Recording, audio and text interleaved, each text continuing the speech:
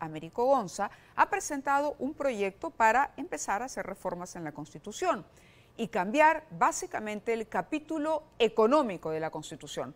Recordemos que el tema de la Asamblea Constituyente ha estado en la mesa de discusión.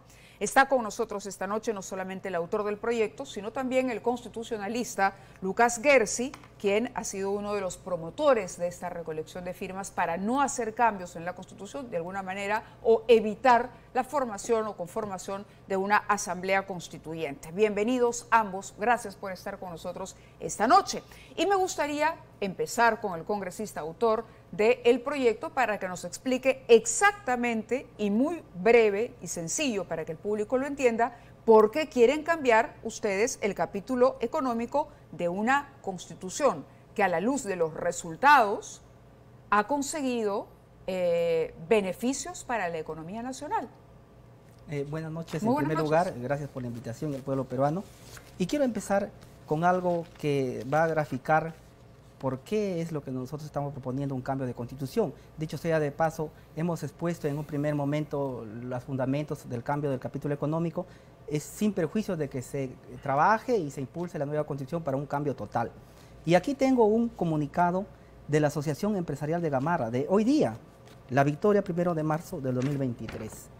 Dice, la Asociación de Gamarra del Perú rechaza la decisión del Ejecutivo de negarle la aplicación de salvaguardias a las importaciones y confecciones nacionales. Y dice que con esta medida que ha tomado la señora Dina Boluarte, se va a perjudicar 1 millón de peruanos de puestos de trabajo. Pero eso no tiene que ver necesariamente con el capítulo económico, Por supuesto que tiene que ver, porque nosotros proponemos un capítulo económico con un Estado que regule, un Estado que proteja la producción nacional, un Estado que fiscalice y un Estado que priorice las demandas sociales, en que ahora en esta Constitución le da poderes absolutos a un libre mercado donde el grande se come al pequeño. Pero bueno, básicamente los cambios que ustedes proponen es para tener un Estado mucho más grande y un Estado que pueda participar de la actividad como empresario, si cabe. ¿Por qué no es conveniente en este momento, Lucas, impulsar un cambio del capítulo económico? ¿Cuáles son los argumentos que defienden a este capítulo económico? Cómo no. Muy buenas noches, Mávila. Muy buenas noches, Américo. Muy contento de estar acá en la mesa, ¿no? Digamos, ¿cómo se organiza toda sociedad moderna? Las sociedades no se organizan políticamente, sino que se organizan económicamente. ¿Cómo es que se determina qué producir, para quién producir? No es que el presidente ordena, ¿no? Tú produces esto, sino que los países se organizan a través de los mercados. Y los mercados hoy en día no son una islita, sino que son mercados globalizados.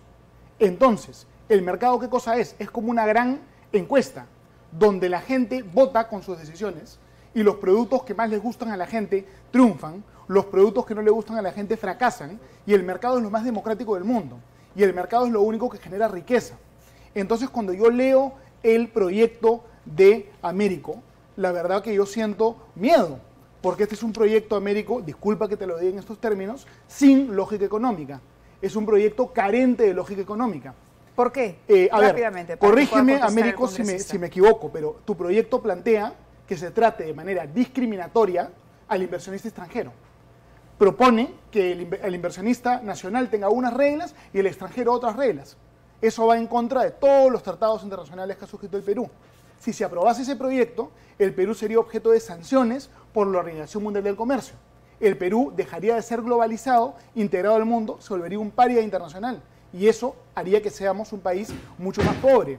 Américo propone que el Estado tenga actividad empresarial, que el Estado intervenga en los contratos. Todo eso significa despilfarrar muchos miles de millones de dólares y significa que el mercado ya no va a poder operar de acuerdo a las decisiones de la gente, sino sobre la base de criterios políticos.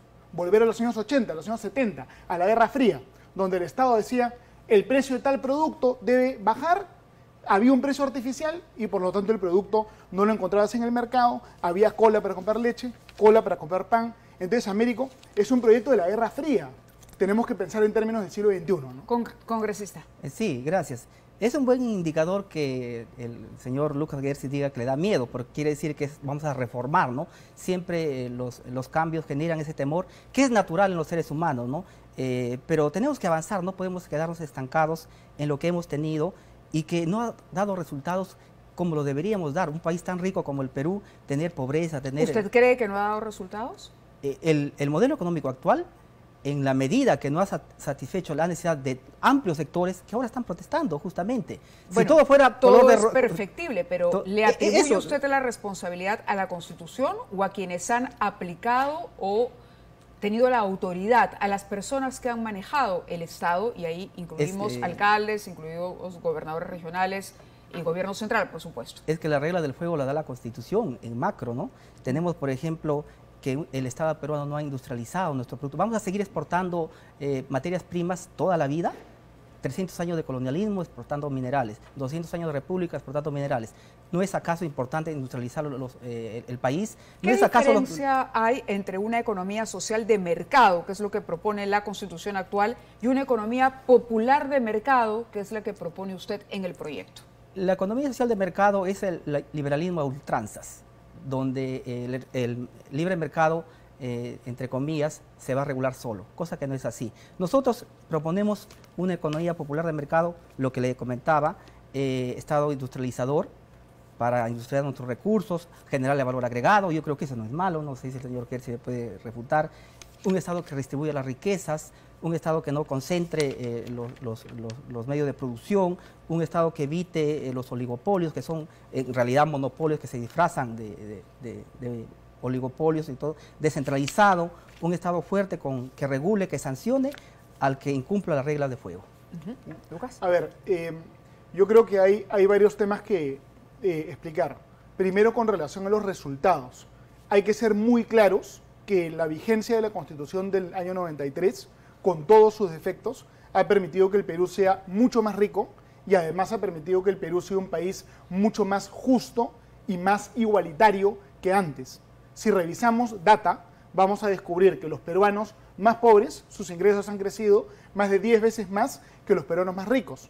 Y el Perú es cada vez un país más igualitario. Pero ¿por qué todavía hay, para darle un poco el sentido a la necesidad de cambio que propone el congresista, ¿por qué todavía hay estas diferencias y estas brechas que provocan, por ejemplo, el rechazo de una parte de la ciudadanía? Justo a ese punto quiero ir. El problema del Perú no es que hay mucho mercado, sino que el problema del Perú es que hay muy poco mercado. Acá Américo mencionó un tema importante, ¿no? Los oligopolios. A ti te preocupan los oligopolios, ¿no? A mí también me preocupan los oligopolios. Pero ¿qué es un oligopolio? Un mercado con muy pocas empresas. ¿Cómo se rompe un oligopolio? Fomentando la inversión. Si tú le dices al empresario extranjero que lo vas a discriminar, si tú le dices al empresario extranjero que no puede entrar porque solo puede haber un empresario nacional, ¿qué estás haciendo? Estás promoviendo que haya un oligopolio, un monopolio. Esa política que ustedes proponen no es una política nueva. Es la política que se implementó en toda América Latina y en particular en el Perú en los años 70 y los años 80. Es la política del economista argentino Iván Prebisch, que generó un descalabro económico brutal en toda América Latina y en el Perú, y generó el aumento de la pobreza, la hiperinflación, todos los problemas en los años 70 y 80. Entonces ustedes están vendiendo la máquina del tiempo, ¿no? Regresar a esta época nefasta donde el Perú era mucho más injusto, mucho menos pobre, mucho más pobre. ¿Cómo es que nosotros construimos riqueza en el Perú? Con libre competencia, abriendo los mercados, fomentando la inversión. ¿Tiene que haber industria en el Perú? Por supuesto que tiene que haber, pero industria de verdad, que genere valor de verdad.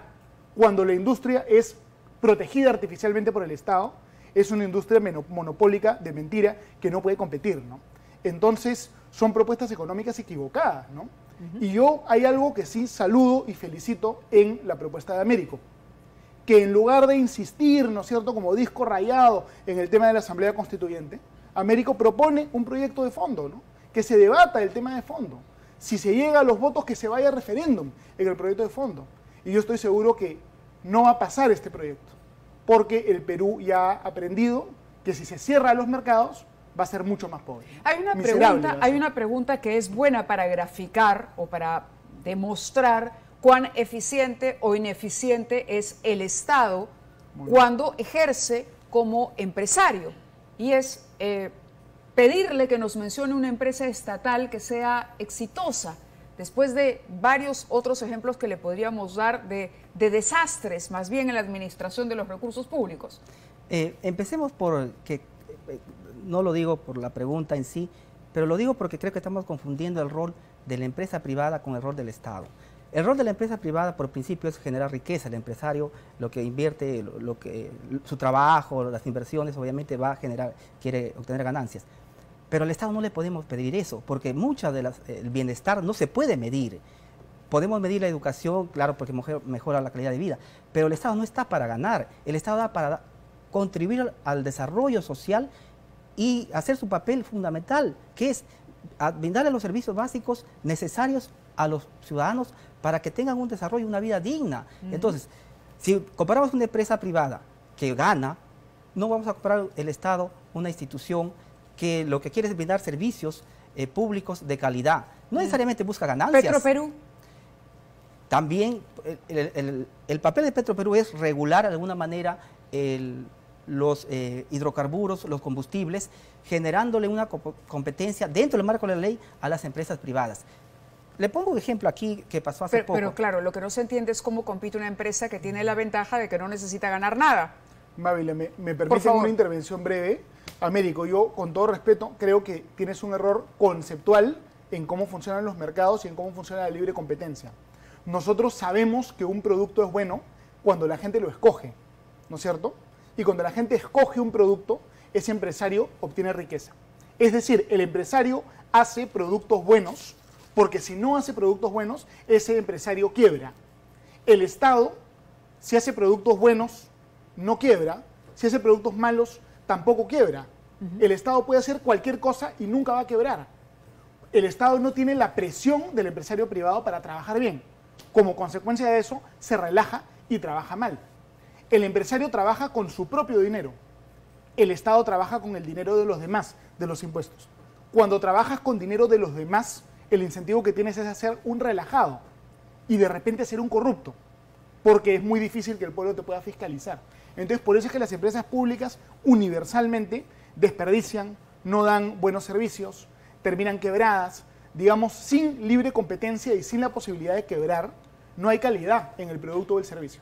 Por eso es que todo lo que hacían las empresas públicas, nadie lo quería y era de mala calidad. A ver, tenemos 30 segundos para cada uno. Empezamos con el congresista y cerramos con Luca Gersi. 30 segundos porque el debate realmente es súper interesante y bueno, no se va a agotar esta noche. Pero por ahora, 30 segundos finales. Sí, muchas gracias. Creo que aquí yo diría que el que se confunde es el señor Gersi, porque una cosa es comprar un kilo de azúcar, una botella de 1 litro de aceite, y otra cosa es, podemos comprar 1 kilo de salud, podemos comprar 1 kilo de educación. Ahí es cuando digo que el Estado tiene que invertir en sectores estratégicos, no lo vamos a hacer de todo, ¿no? Pero no está prohibido de hacerlo, ojo, ¿ah? No está prohibido de hacerlo, lo está haciendo. Pero tiene que tener mandato imperativo en la Constitución. Ahora lo que está ahí pero debería. Lo tiene. Pero es que tenemos que darle las herramientas, tenemos que darle los recursos también para que lo haga. Porque ¿Y los tiene? Es que la deuda tributaria que deben las grandes empresas, ¿qué es lo que falta para cubrir las brechas en infraestructura, en construir hospitales, carreteras, colegios, en educar a todos los jóvenes? Muchos jóvenes se van a la educación privada porque no tienen la opción de estudiar en una universidad pública. Bueno, yo diría que es al revés, ¿no? Mucha gente y padres de familia se trabajan muy duramente para mandar a los hijos al colegio privado porque no quieren que vayan al colegio público, ¿no? Digamos, en el Perú, el país se ha transformado para bien gracias a la apertura del país al libre mercado. Si nosotros retrocedemos a la política económica de los años 70 y 80, todos vamos a ser más pobres. Y eso sería terrible para nuestro país, ¿no? Lo que tenemos que hacer es construir riqueza. Y Américo, no tiene nada que ver el tema de la deuda tributaria con la Constitución, ¿no? El Estado tiene todas las herramientas para cobrar la deuda tributaria. A veces los temas se judicializan y ese es un tema judicial. Está en los contratos ley, ¿no? No tiene nada que ver con la Constitución.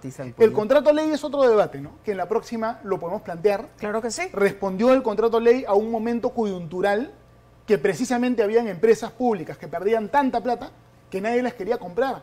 Y la gente solo las compró cuando el Estado dio la garantía de los contratos ley. Hoy en día ya podría ser revisable. Progresivamente dejar de firmar contratos ley, ¿no? Muy bien. No los puedes eliminar, ¿eh? Porque te vas a arbitraje, pierdes miles de millones de dólares. Muy bien. Progresivamente. Al menos los que vienen ya ya no tener más contrato ley, ¿no? De acuerdo, pero saludamos la discusión y el intercambio alturado de ideas, así que quedan ustedes invitados a una segunda oportunidad, a una nueva oportunidad para continuar hablando de estos y de otros temas.